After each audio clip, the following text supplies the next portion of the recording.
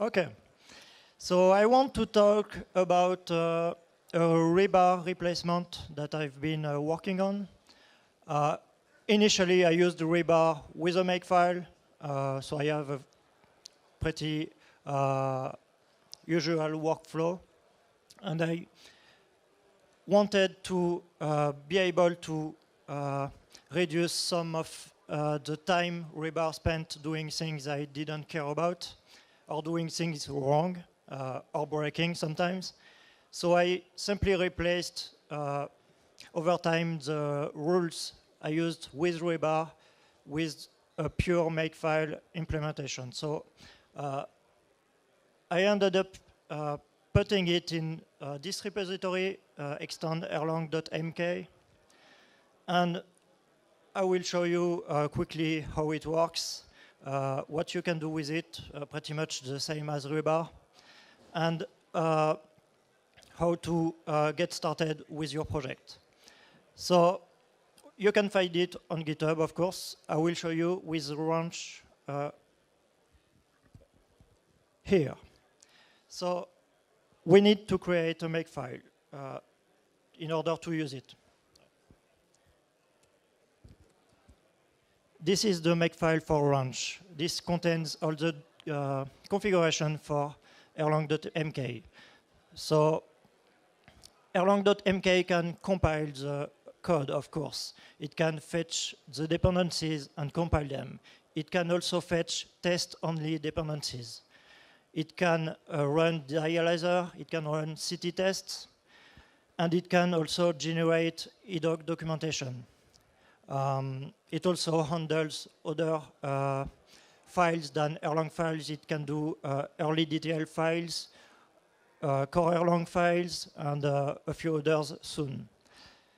So how it works is that we define here a project name. Here it's Ranch.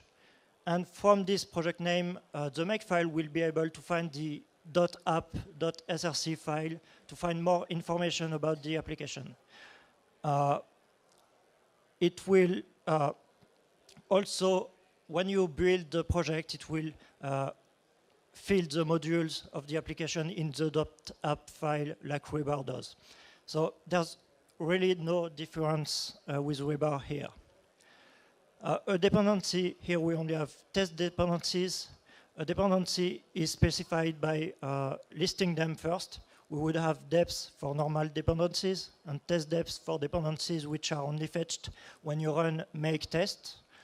And then we defined for each dependency a line containing the link to the GitHub, to the Git repository, and then the version we want, or master if we want the last version. Then we can use a few different options. They are documented. I won't annoy you with it. And then we include erlang.mk. So we can do a few other things first. We can also override what happens when we type make first by adding a rule on top of this. By default, make will compile and fetch all dependencies. Dependencies are only compiled once, so we save a lot of time compared to what you would do with rebar. Yeah, and one thing that this doesn't do is compile the code in parallel. Rebar does, but this is only good for the first compilation. After that, the cost of launching the Erlang VM is way too much. And this can be quite annoying when you want to just check that the source can actually compile. For example, here, we are done. We can run dialyzer with the command make dialyze, which should be pretty fast also. And then we can run the test suite, make tests. So it's very similar to rebar. You can easily replace your makefile if you have one with this one. Or you can also replace rebar, but don't forget to call make instead of rebar. Of course, the projects that use this makefile are still compatible with rebar. You can, of course, use them in rebar dependencies, and they will still work. There's absolutely no incompatibility. The focus here is on making the workflow when developing much faster.